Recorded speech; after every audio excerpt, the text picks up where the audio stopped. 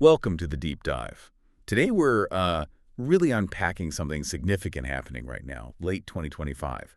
It feels like several big economic forces are hitting at the same time. Yeah, it's quite the convergence. The research we've looked at points to what some are calling a triple shock for the US. You've got, well, persistent inflation, major pressure on the tech industry, and then these really tightening immigration rules. Right, a triple shock. And the key thing, as you said, is that they're not separate issues, are they? They seem to be feeding into each other. Exactly, they're compounding. And that's why our mission today is to sort of cut through that complexity. You want to figure out what's driving these forces, how they're hitting your wallet, the job market, and what the bigger picture looks like for the next few years. Okay, so where do we start? I guess the most immediate pressure, the one people feel daily, is prices just keep going up. Inflation. Mm-hmm. We thought maybe it was cooling, but the latest numbers, well, they're not great. August inflation hit 2.9% year over year. Yeah, that's a jump.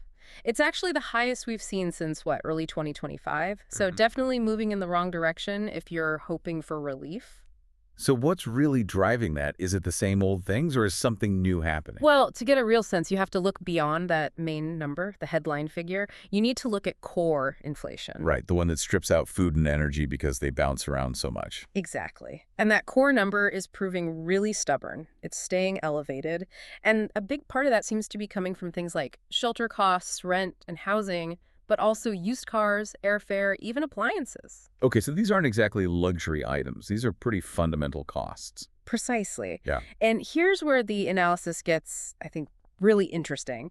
The drivers seem to be shifting. It's less about the post-pandemic supply chain snarls now. Oh, so what is it then? The reports are pointing more towards rising utility costs across lots of states and, significantly, the increasing financial burden from climate impacts. Climate impacts.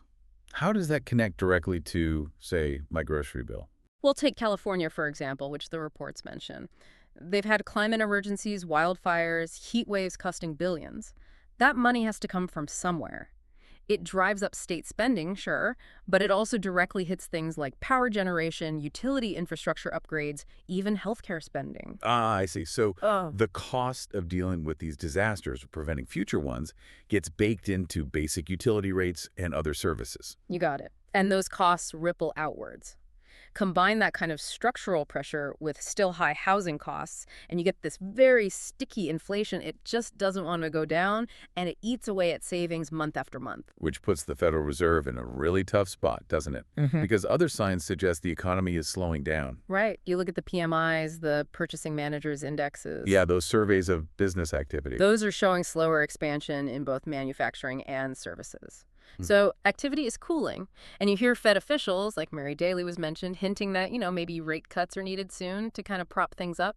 But how can they cut rates if this sticky structural inflation is still high?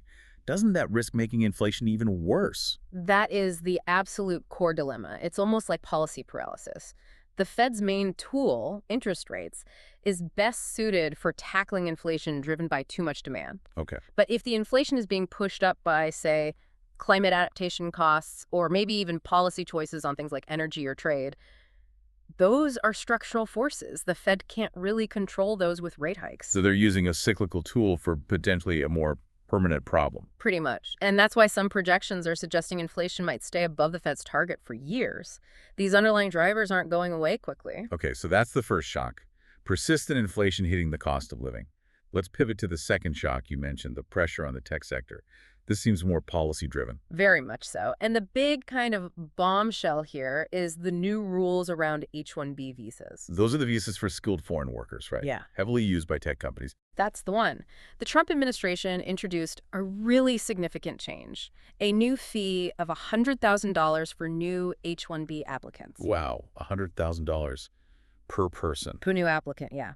It's a massive increase, clearly designed to make it much harder, or at least much more expensive, to bring in skilled foreign labor. And the reaction from the tech industry? I imagine not positive. Overwhelmingly negative, as you'd expect. The concerns are immediate. Companies are talking about a worsening talent shortage, especially in highly specialized fields, and, frankly, losing their competitive edge globally. Because these roles, are they hard to fill with domestic workers? That's the argument the industry makes. They say these are often very specific engineering, AI, or research roles where the global talent pool is crucial, and they just can't find enough qualified people domestically, or at least not quickly enough. And this isn't just being accepted quietly. I saw California is reportedly considering suing over this fee. Yeah, the legal challenges are starting to mount. California, obviously being a huge hub for tech, sees this as a direct threat. It affects everyone from tiny startups needing one key person to the giants like Google or Apple. In this H-1B change, it's happening alongside other government moves related to tech, right? Yeah. It's not in isolation. No, that's a really important point. We're seeing a broader trend of increased government scrutiny and regulation over tech. Things like new rules around data security, more oversight of algorithms. It's like the situation with TikTok's algorithm needing U.S. oversight. Exactly like that. So the government is simultaneously trying to exert more control over how tech operates and restricting access to the global talent pool that fuels a lot of its innovation. It's quite a squeeze. Which creates this fundamental tension, this workforce tangle. There's a stated goal, often, of protecting American jobs. But then there's this apparent need, especially in tech, for global talent. How are companies actually navigating this? It's forcing some tough strategic decisions. The research points to basically three main responses emerging. One is to double down on domestic hiring and retraining. But that takes time, and the skills gap can be large. Sure. Two is to increase offshoring moving R&D or specific projects to countries where it's easier to hire the needed talent. Right? And the third option is leaning more heavily into global remote work.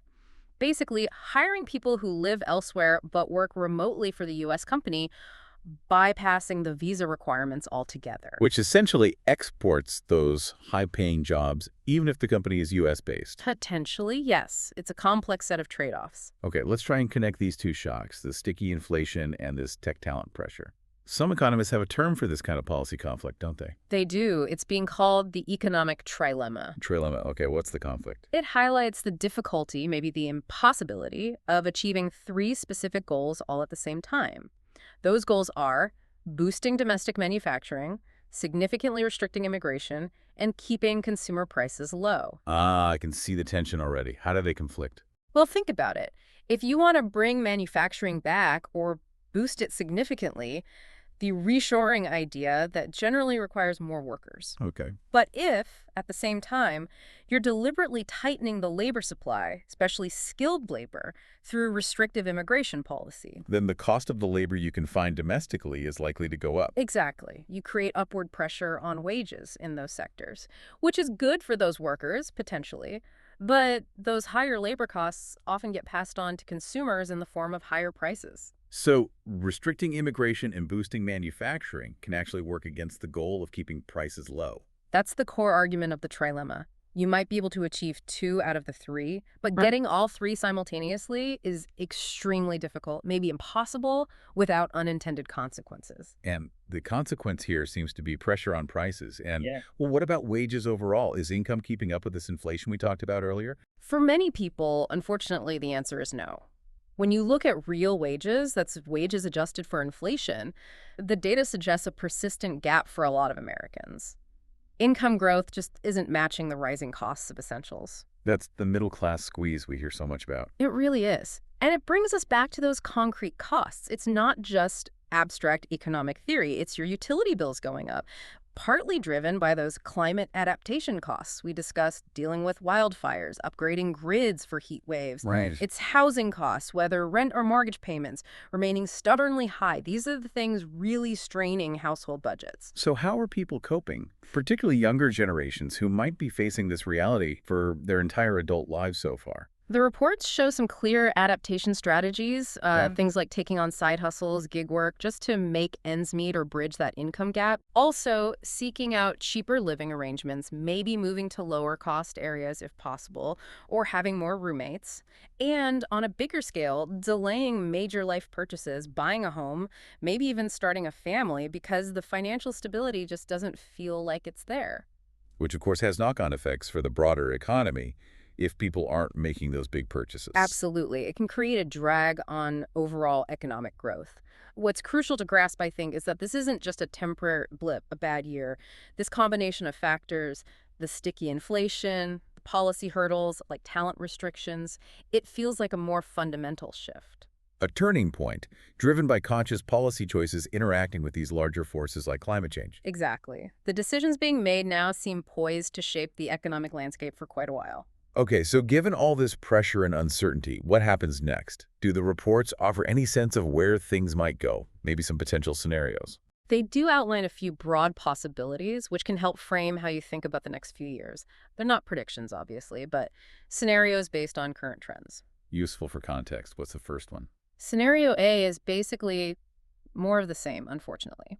It suggests inflation stays sticky and high, the Fed remains cautious, so rate cuts are slow or minimal, and consequently, living costs remain elevated, and the tech sector continues to feel the pinch from talent restrictions.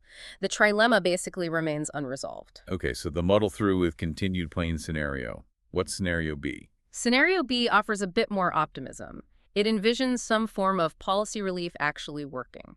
Maybe targeted reforms to the visa system ease the talent bottleneck somewhat, or perhaps specific tax relief measures are implemented, or effective energy relief programs manage to bring down those spiking utility bills. This would be a path towards a smoother adjustment, a managed landing. So policy intervention actually helps alleviate the pressure points. In the third scenario, Scenario C is the disruption scenario. This is where things get significantly worse due to unpredictable shocks.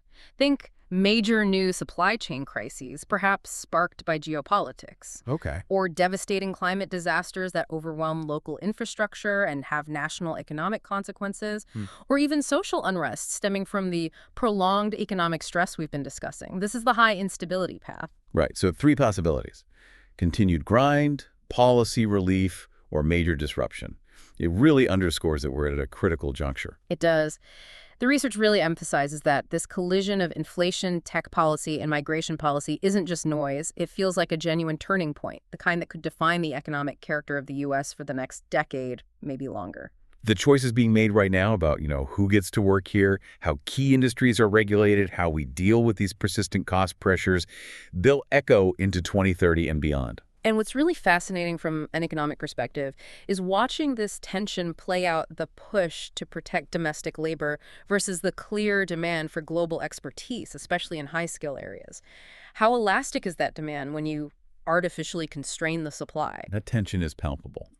And it leads perfectly into our final provocative thought for you, our listener, to consider. We've talked a lot about the tech sector facing this talent crunch due to policy. So thinking beyond software engineers and AI researchers, given this conflict between protecting domestic workers and needing global talent, what other field might be next in line to face a critical talent shortage because of restrictive policies? Think about areas needing highly specialized skills, maybe advanced medical specialists, certain construction trades vital for infrastructure, or even climate adaptation engineers. Where else might this tension surface next?